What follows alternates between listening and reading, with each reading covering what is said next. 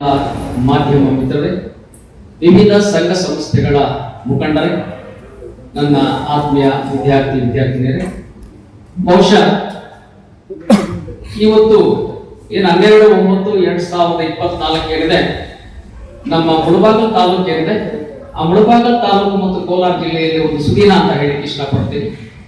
ಯಾಕೆ ಅಂತಂದ್ರೆ ಸಾಕಷ್ಟು ಸಂಘ ಸಂಸ್ಥೆಗಳಿರ್ತಕ್ಕಂಥ ಇತ್ತೀಚೆಗೆ ಉದ್ಘಾಟನೆ ಆಗ್ತಾ ಇದ್ದಾವೆ.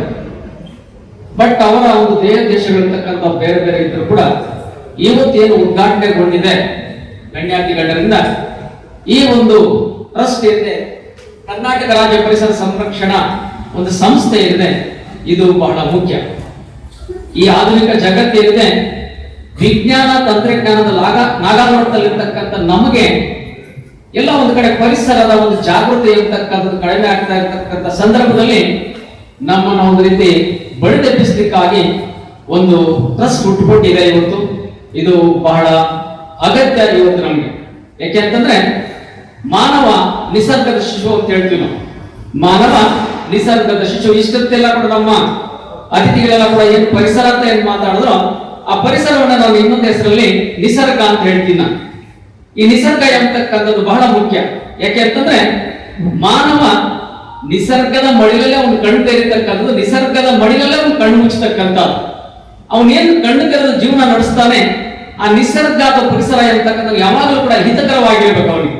ಯಾಕೆಂತಂದ್ರೆ ಅವನು ಒಳ್ಳೆಯ ಒಂದು ಜೀವನವನ್ನು ಕಟ್ಕೊಂಡು ಅವನು ಒಂದು ರೀತಿ ಸುವ್ಯವಸ್ಥೆಯಿಂದ ಅವನ ಜೀವನ ನಡೆಸಬೇಕು ಅಂತಂದ್ರೆ ಈ ಪರಿಸರ ಅಥವಾ ನಿಸರ್ಗ ಅಥವಾ ಪ್ರಕೃತಿ ಅಂತ ನಾವೇನು ಹೇಳ್ತೀವಿ, ಅದು ಬಹಳ ಮುಖ್ಯ. ಯಾಕೆಂತಂದ್ರೆ ಅವನ ಹೇಳಿಕೆಗೆ ಕಾರಣ ಆಗುತ್ತೆ ಪ್ರಕೃತಿ. ಈ ಭೌಗೋಳಿಕ ಅಂಶಗಳು ಅಂತ ನಾವು ಏನ್ ಹೇಳ್ತೀವಿ, ಆ ಭೌಗೋಳಿಕ ಅಂಶಗಳು ಎಂಬತಕ್ಕಂಥವನು ಮಾನವನ ಒಂದು ವಿಕಾಸಕ್ಕೆ ಹಿತಕರವಾಗಿದ್ದಲ್ಲಿ ಆ ಮಾನವ ಅಷ್ಟೇ ಅವನೇನು ಅಂತಂದ್ರೆ ಉತ್ತಮ ಜೀವನ ನಡೆಸ್ತಾನೆ. ಅಕಸ್ಮಾತ್ ಆಗಿ ಅದೇ ಭೌಗೋಳಿಕ ಅಂಶಗಳು ಎಂಬತಕ್ಕಂಥವು ಅಹಿತಕರವಾಗಿದ್ದಲ್ಲಿ ಅವನ ಜೀವನ ಕೂಡ ಅಷ್ಟೇ ಎಡವಟ್ಟಾಗುತ್ತೆ. ಹಾಗಾಗಿ ಇವತ್ತೇನ್ ನಾವು ಮಾತಾಡ್ತಾ ಇದೀವಿ ಪರಿಸರ ಅಂತ ನಾವೇನ್ ಹೇಳ್ತೀವಿ, ಆ ಪರಿಸರ ಏನು ಸ್ವಚ್ಛ ಪರಿಸರ, ನಿರ್ಮಲ ಪರಿಸರ ಎಂಬತಕ್ಕಂಥದ್ದು ಮಾನವನ ಹೇಳಿಕೆಗೆ ಬಹಳ ಮುಖ್ಯವಾಗಿರ್ತಕ್ಕಂಥದ್ದು. ಇವತ್ತಾಗ್ಲೇ ನಮ್ಮ ಅತಿಥಿಗಳೊಬ್ರು ಹೇಳಿದ್ರು ಪಂಚಭೂತಗಳು ಅಂತೇಳಿ. ಆ ಪಂಚಭೂತಗಳ ಪ್ರಕೃತಿ ಎಂಬತಕ್ಕಂಥ ನೋಡಿ, ಇವತ್ತು ಪ್ರಕೃತಿ ದೈವ ಸೃಷ್ಟಿ. ಆ ಪ್ರಕೃತಿ ದೈವ ಸೃಷ್ಟಿಯಾಗಿದ್ರು ಕೂಡ ಎಲ್ಲವನ್ನು ಮಾನವ ಸೃಷ್ಟಿ ಮಾಡಲಾರ. ಆ ಪ್ರಕೃತಿಯಲ್ಲಿ ಮಾನವ ಸೃಷ್ಟಿ ಕೂಡ ಒಂದು ದೈವ ಸೃಷ್ಟಿಯಲ್ಲಿ ಒಂದು ಅಂಶನ.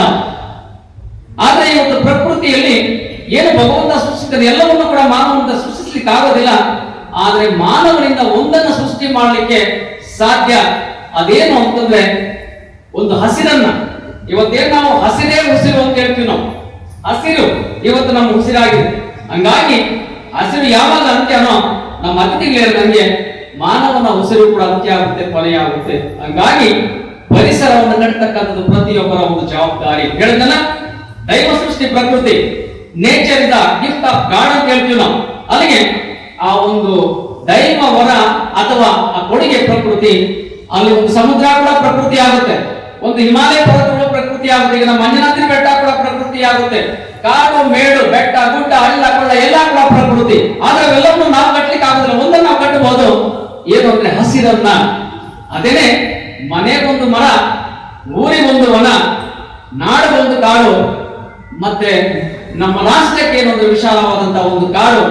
ನಾವು ಹಸಿರನ್ನ ಬೆಳೆಸಿದೀವಿ ಅಂತಂದ್ರೆ ಖಂಡಿತವಾಗ್ಲೂ ಕೂಡ ನಮ್ಮ ಹೇಳಿಕೆ ಅಷ್ಟೇ ಬಹಳ ಮುಖ್ಯವಾಗಿರುತ್ತೆ. ಯಾಕೆಂತಂದ್ರೆ ಸ್ವಚ್ಛ ಗಾಳಿ ನಮ್ಗೆ ಇವತ್ತು ಬೇಕು.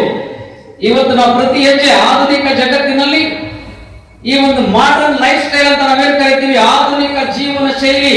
ಆ ಆಧುನಿಕ ಜೀವನ ಶೈಲಿ ಎಂಬತಕ್ಕಂಥದ್ದು ಇವತ್ತು ಮಿತಿ ಮೀರಿದೆ. ಆ ಮಿತಿ ಮೀರಿರ್ತಕ್ಕಂಥ ಆಧುನಿಕ ಒಂದು ಜೀವನ ಶೈಲಿ, what we call the modern life style, ಅದನ್ನು ನಾವು ಮಿನಿಮೈಸ್ ಮಾಡ್ಕೋಬೇಕು. ನಾವು ಮಿನಿಮೈಸ್ ಮಾಡಿಕೊಂಡು ಆ ಕಡೆ ಅದಕ್ಕೆ ಗಮನ ಕೊಡದೆ ನಾವು ಯಾವ ಕಡೆ ಗಮನ ಕೊಡಬೇಕು ಅಂತಂದ್ರೆ, ನಮ್ಮ ಸರೋವರ ಹೇಳುದು ಇದು ಬಂದ ತಕ್ಷಣ ಡೌಟ್ ಅಂತೇಳಿ, ಏನು ಇವತ್ತು ಆರ್ಟಿಫಿಷಿಯಲ್ ಇಲ್ಲ ನ್ಯಾಚುರಲ್ ಅಂತೇಳಿ. ಯಾಕೆ ಅಂತಂದ್ರೆ ಇವತ್ತು ನಮ್ಗೆ ಕೆಲವೆಲ್ಲ ಐಡೆಂಟಿಫೈ ಮಾಡ್ಲಿಕ್ಕೆ ಆಗ್ತಾ ಇಲ್ಲ, ನ್ಯಾಚುರಲ್ ಆರ್ಟಿಫಿಷಿಯಲ್ ಅಂತೇಳಿ. ನಮ್ಮ ಮನೆಯಲ್ಲಿ ಇವತ್ತು ನಾವು ಬಳಸ್ತಾ ಇದ್ರೆ ನಿಜವಾಗ್ಲೂ ಕೂಡ ನಾವೆಲ್ಲರೂ ಕೂಡ ನ್ಯಾಚುರಲ್ ಆಗಿರ್ತಕ್ಕಂಥ ಗಿಡ ಮನೆಯಲ್ಲಿ ನಾವು ಇಟ್ಕೊಂಡಿಲ್ಲ. ನಾವು ಅದನ್ನ ಮೀರಿಸ್ತಕ್ಕಂಥ ಒಂದು ಆರ್ಟಿಫಿಷಿಯಲ್ ಗಿಡ. ಆದ್ರೆ ಅದು ಪರೋಕ್ಷವಾಗಿ ನಮ್ಮ ಮೇಲೆ ಎಷ್ಟು ನಮ್ಮ ಆರೋಗ್ಯದ ಮೇಲೆ ಪರಿಣಾಮ ಬೀರುತ್ತೆ ಅಂತಕ್ಕಂಥ ಯಾರು ಕೂಡ ನಾವು ಯೋಚನೆ ಮಾಡ್ತಾ ಇಲ್ಲ. ನೋಡಕ್ ಚೆನ್ನಾಗಿರುತ್ತೆ ಒಂದು ಪ್ಲಾಸ್ಟಿಕ್ ಗಿಡ, ಬಟ್ ಆ ಪ್ಲಾಸ್ಟಿಕ್ ಹೇಳಿದ್ನಲ್ಲ ಆರ್ಟಿಫಿಷಿಯಲಿ ಏನು ಅಂತಂದ್ರೆ ಓವರ್ಟೇಕ್ ಮಾಡ್ತಾ ಇದೆ ಯಾವುದಂತಂದ್ರೆ ನ್ಯಾಚುರಲ್ ಆಗಿರ್ತಕ್ಕಂಥ ವಸ್ತುಗಳನ್ನ. ಹಂಗಾಗಿ ನಾವು ಕೃತಕ ವಸ್ತುಗಳನ್ನ ನಾವು ಹೆಚ್ಚಾಗ್ತಕ್ಕಂಥದ್ದು ಬೇಡ. ಪ್ರಕೃತಿ ದತ್ತವಾಗಿ ಏನೆಲ್ಲ ಕೂಡ ನಮ್ಗೆ ಸಿಗ್ತಾ ಇದೆ ಅದ್ರ ಕಡೆ ನಾವು ಗಮನ ಕೊಡಬೇಕು.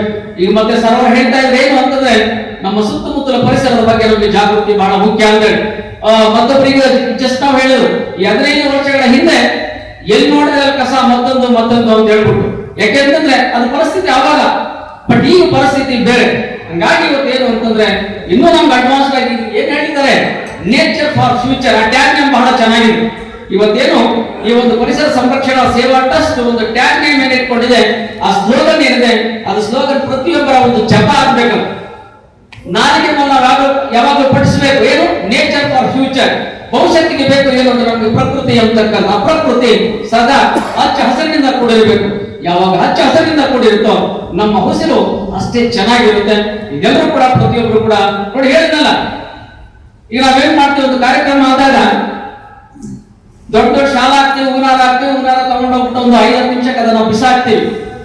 ನಮ್ಗೆ ಈ ಸಂದರ್ಭದಲ್ಲಿ ನಾನು ನಮ್ಮ ಮನೆ ಶಾಸಕರನ್ನ ನೆನಪಿಸ್ಕೊಳ್ತೇನೆ. ನಾವು ಬಹಳ ಸಂದರ್ಭದಲ್ಲಿ NSS ಕ್ಯಾಂಪ್ ಅನ್ನು ಹಾಕಿದ್ವಿ. ಆ ಕ್ಯಾಂಪ್ ಆಗಂತ ಸಂದರ್ಭ ಉದ್ಘಾಟನೆ ದಿವಸ ಒಳ್ಳೆ ಮೆಸೇಜ್ ಅನ್ನು ಕೊಟ್ಟರು ಸಾಹೇಬರು. ಇದು ಫಸ್ಟ್ ಆಯ್ತು. ಇನ್ನು ಯಾವುದೇ ಕಾರ್ಯಕ್ರಮಕ್ಕೂ ಕೂಡ ನೀವು ಹೂವಿನಾರಗಳನ್ನ ನೀವು ಹಾಕಬಾರ್ದು, ಒಂದು ಗಿಡ ಕೊಡಿ ಅದ್ರ ಬಂದು ಅಂತೇಳಿ. ಈಗ ನಾವು ಆ ಕ್ಯಾಂಪ್ ಇಂದಾನೆ ನಾವು ಸ್ಟಾರ್ಟ್ ಮಾಡಿದ್ವಿ. ಈಗ ಏನ್ ನಮ್ಮ ಕಾಲೇಜ್ ಮತ್ತೆ ನಾವು ಏನೇ ಕಾರ್ಯಕ್ರಮ ಮಾಡಿದ್ರು ಕೂಡ ಈಗ ನಾವು ಅದನ್ನು ಹೂವಿನಾರ ಹಾಕ್ತಕ್ಕಂಥ ಮಾಡ್ತಾ ಇದ್ವಿ. ಅಲ್ಲೇ NSS ಕ್ಯಾಂಪ್ ಅಲ್ಲೇ ನಾವು ಸಮಾರಂಭ ಏನಿತ್ತು ಅವತ್ತೆಲ್ಲರೂ ಕೂಡ ಬಂದಂತಹ ಒಂದು ಅತಿಥಿಗಳಿಗೆ ಗಿಡವನ್ನೇ ಕೊಟ್ಟಿವಿ. ಈಗಲೂ ನಾವು ಕಾಲೇಜಲ್ಲಿ ಏನಾದ್ರು ಕಾರ್ಯಕ್ರಮ ನಡೆಸಿದ್ರೆ ನಾವು ಗಿಡವನ್ನೇ ಕೊಡ್ತಾ ಇದ್ವಿ. ಇದು ಪ್ರತಿಯೊಬ್ಬರು ನಾವು ಮಾಡ್ಕೋಬೇಕು. ಆ ಗಿಡ ಎತ್ಕೊಂಡು ನಮ್ಮ ಮನೆ ಹತ್ರ ಇಟ್ಕೊಂಡು ಒಂದು ಪಾಟಲ್ಲಿ ಇಟ್ಕೊಂಡ್ರೆ ದೊಡ್ಡ ಕೆಲಸ ಅಲ್ಲ. ಈಗ ನಾವು ಕೊಟ್ಟಿದ್ರೆ ಆಹಾರ ತಗೊಂಡೋಗ್ತೀವಿ ಡಸ್ಟ್ಬಿನ್, ಅದೆಲ್ಲ ಒಂದು ಕಡೆ ಪರಿಸರಕ್ಕೆ ಮಾಲಿನ್ಯ ಆಗುತ್ತೆ. ತಗೊಂಡೋಗಿ ಬಿಸಾಕಿದ ತಕ್ಷಣ ಅದಾಗ್ತಕ್ಕಂಥದ್ದು. ಅದೇ ಒಂದು ಗಿಡ ಕೊಟ್ರೆ, ಇಂಥ ಗಿಡನ ಕೊಟ್ಟಾಗ ಮನೆಯಲ್ಲಿ ಯಾವುದೋ ಒಂದು ಪಾಟ ಇನ್ನೊಂದು ಏನಾದ್ರು ಇಟ್ಬಿಟ್ಟು ನೀರು ಹಾಕ್ತಾ ಇದ್ರೆ ಬೆಳಿಗ್ಗೆ ಎದ್ದ ತಕ್ಷಣ ನಮ್ಮ ಕಣ್ಣಿಗೆ ಹಸಿರು. ನೋಡಿ ಇವತ್ತು ಯಾಕೆ ದೃಷ್ಟಿಹೀನರಾಗ್ತಾ ಇದ್ದಾರೆ, ಕಣ್ಣಿಗೆ ಹಸಿರು ಕಾಣಿಸ್ತಾ ಇಲ್ಲ. ಇವತ್ತು ನೋಡಿ ಎಕ್ಸಾಂಪಲ್ ನಾವು ಟೌನ್ ಅಲ್ಲಿ ಸೇರ್ಕೊಂಡಿರ್ತಕ್ಕಂಥವ್ರು ಹೊರಗಡೆ ಹೋದ್ರೆ ನಮ್ಗೆ ಹಸಿರು ಕಣ್ಣಿಗೆ ಕಾಣಿಸ್ತಕ್ಕಂಥ, ಮನೆ ಬಂದು ಏನಿದೆ ನಮ್ಗೆ ಏನೂ ಇಲ್ಲ. ನಾವ್ ಇವತ್ತು ನೋಡಿ ಹಸಿರು ನೋಡ್ಬೇಕಂದ್ರೆ ಹೊರಗಡೆ ಹೋಗ್ಬೇಕಾಗಿದೆ. ಹಂಗಾಗಿ ಸಾಧ್ಯವಾದಷ್ಟು ಕೂಡ ಇಲ್ಲಿ ನಮ್ಮ ಶ್ರೀನಿವಾಸ್ ಅವರು ಹೇಳೋದು